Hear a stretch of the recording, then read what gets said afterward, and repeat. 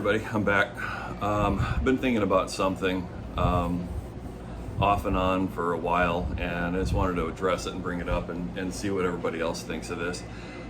What is the difference between a fast old car and a fast new car that you can buy off the dealership lot?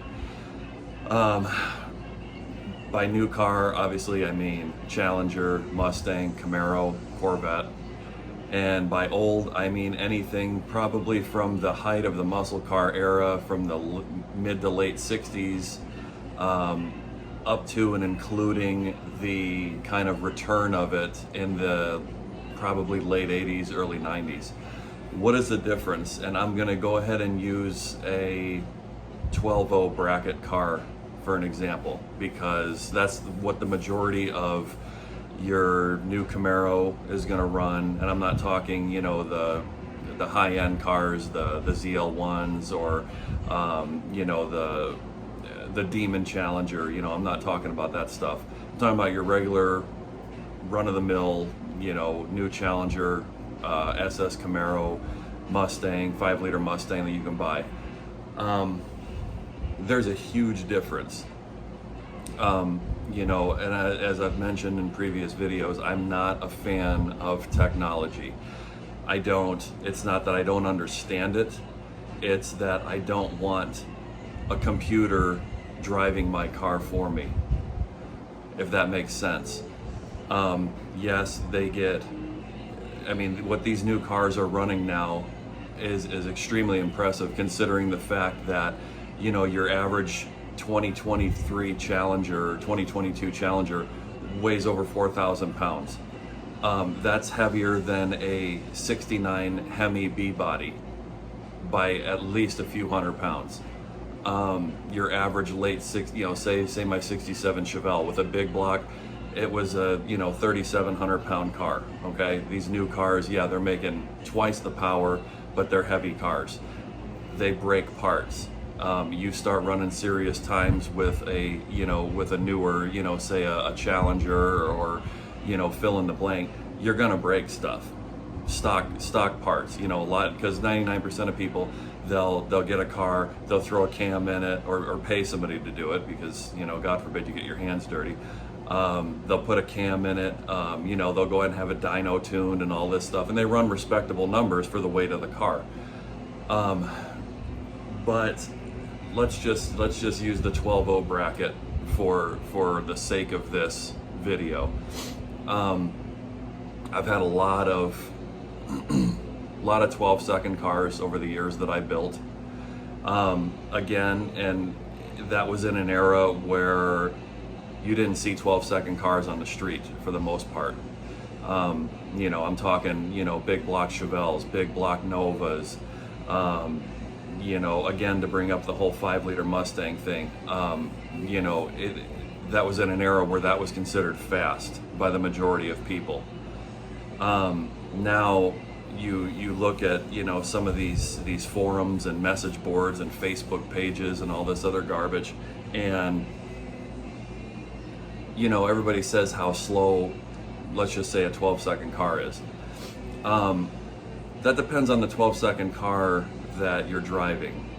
If you took somebody that just drove a brand new non-Demon Challenger off the lot and put them in, let's just say for the sake of this video, a Fox body Mustang that was a 12.0, 12-teen car, and told them to make a pass in it, they couldn't make a pass. They couldn't make a clean full pass in the car, guaranteed, couldn't do it. The new cars now, I see that, some of the Challengers, they come with launch control, they come with, obviously, traction control, they come with, more or less a trans brake and a line lock, and it's all computer controlled. You set your launch RPM in this thing, and it's not like the trans brakes of the cars, like say my 67 Chevelle. It's not like putting a trans brake in that car and leaving on it, and you'll blow the tires off of it on the street. These new cars, they're completely computer controlled.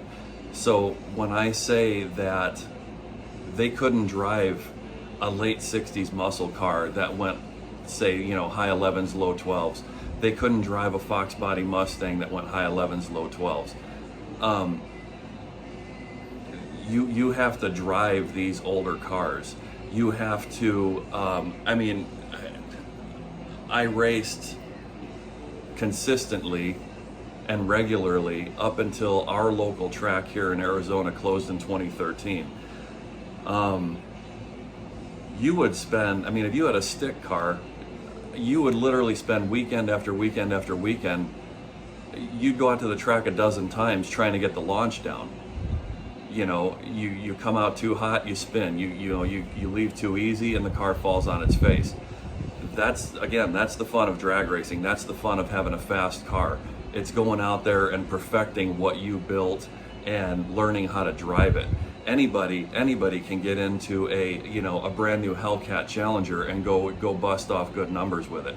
These electric cars, these stupid, these clown cars, these Teslas and stuff like that. Quarter mile wise, time slip wise on paper, yeah, they're fast, but you go and make a pass in the car, it's gonna go straight, it's gonna hook, and it's the most uneventful, boring thing in the world. I grew up in an era where, again, like I said, if you had a 12-second car, that was fast.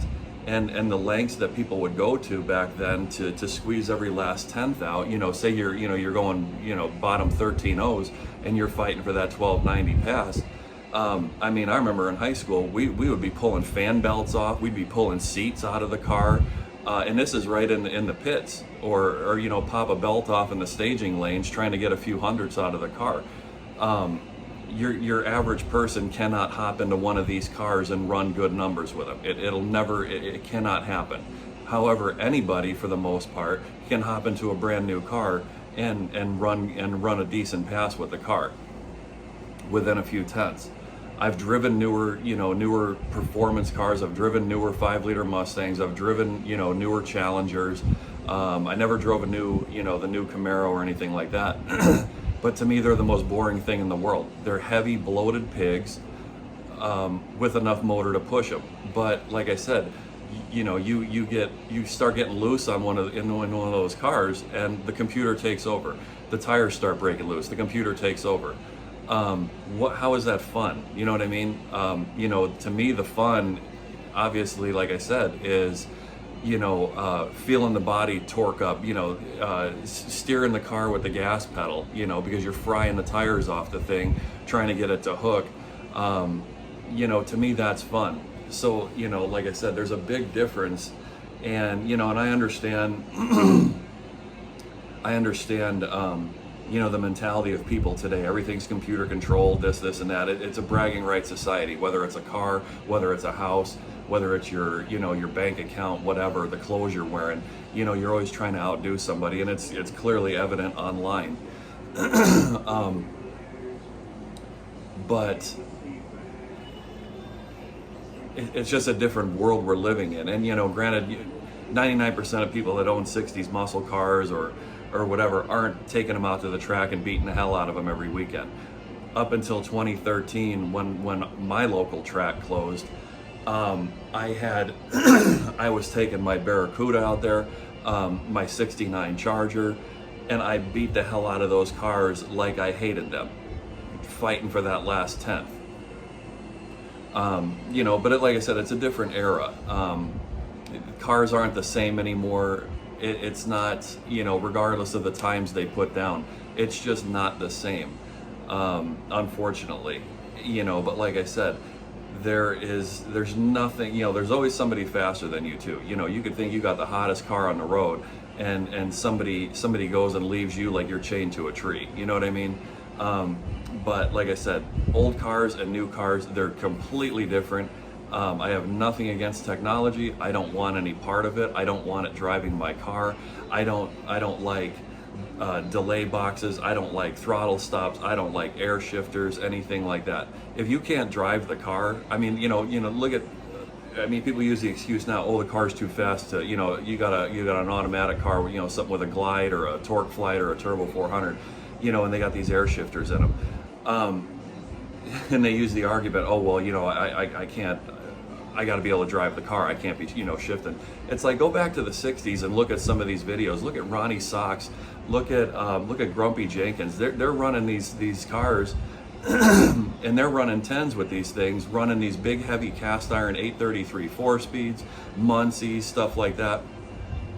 And it's just too bad that we live in a I can't do it society where you can't drive the car without all of this extra electronic crap in it.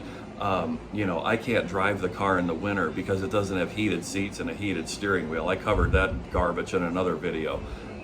You know, and I think society, you know, people, the population as a whole have gotten so soft and dependent on things that they don't need, because they've been programmed to think they do need it.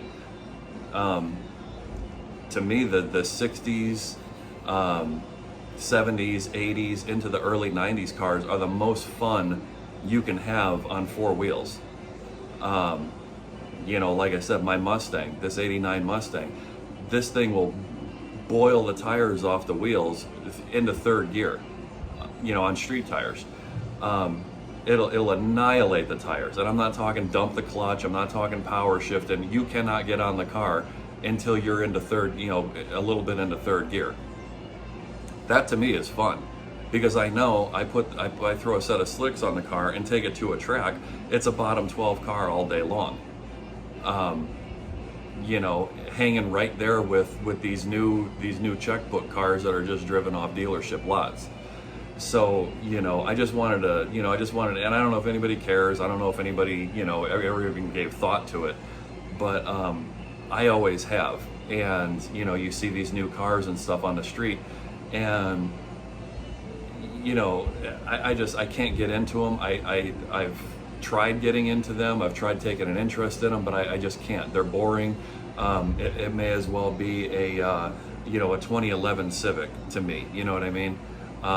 So I mean, that's all I just wanted to touch on, because, you know, it's just that, you know, people think a 12-second car is a 12-second car, or an 11-second car is an 11-second car. And it's apples and oranges. It's not even in the same ballpark.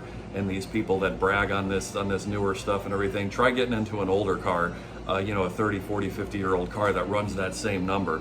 Guaranteed you'll put the car in the wall, or it'll come right out from under you, you know. So I don't know, like I said, there's not much a point of this video, but it's just something kind of like a venting video that, you know, I wanted to bring to people's attention and see if anybody's in agreement with me.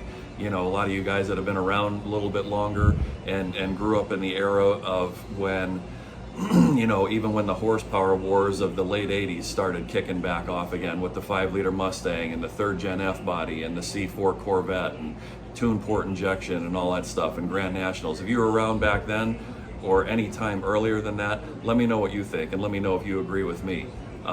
Because like I said, it's apples and oranges, and, you know, that's pretty much the long and short of it. All right, catch you guys later.